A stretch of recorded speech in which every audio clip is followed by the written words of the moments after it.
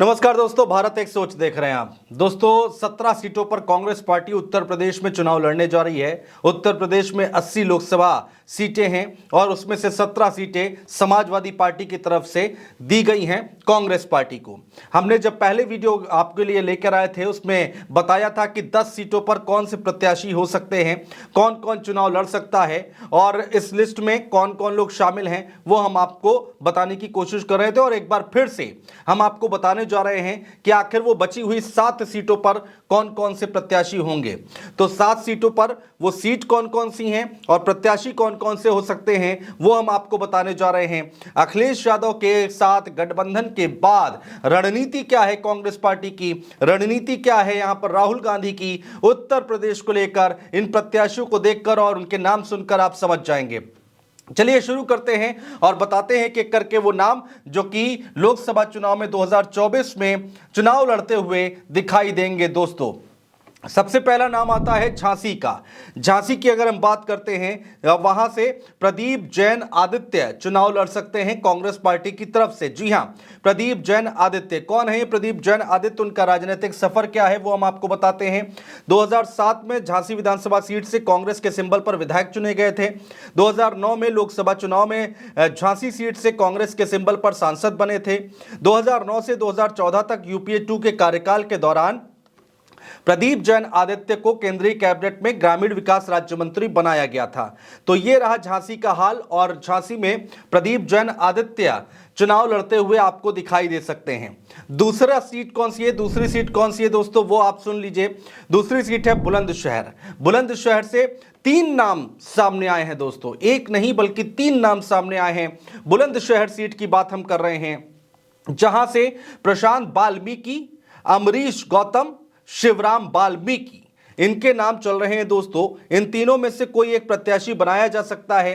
जी हां, हम बुलंदशहर की बात कर रहे हैं और 3 नामों के चर्चाएं बहुत तेजी के साथ चल रही हैं कि इन 3 नामों में से कोई एक इसमें प्रत्याशी बनाया जा सकता है कांग्रेस पार्टी की तरफ से।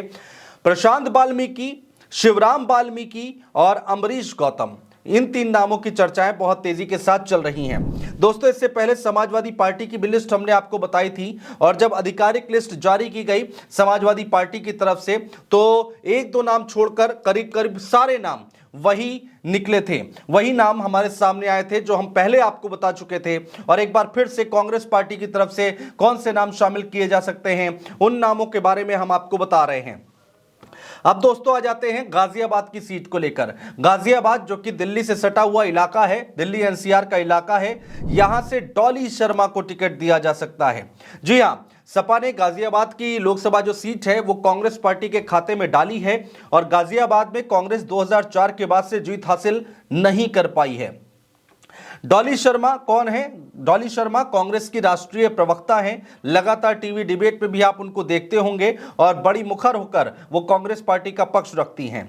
डॉली शर्मा का कपड़े का व्यवसाय भी है। साल 2017 में महापौर के चुनाव में उस वक्त चर्चा में आई थी जब कांग्रेस ने उन्हें मेयर पद का प्रत्याशी बनाया था।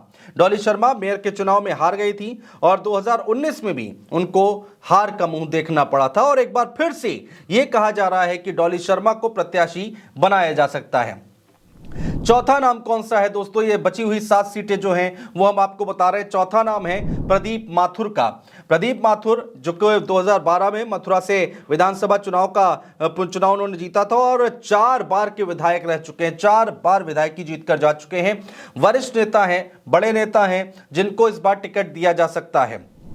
5वां नाम दोस्तों सीतापुर की अगर हम बात करते हैं तो सीतापुर में राकेश राठौर का नाम सामने आ रहा है। दोस्तों राकेश राठौर कौन है वो आप जान लीजिए।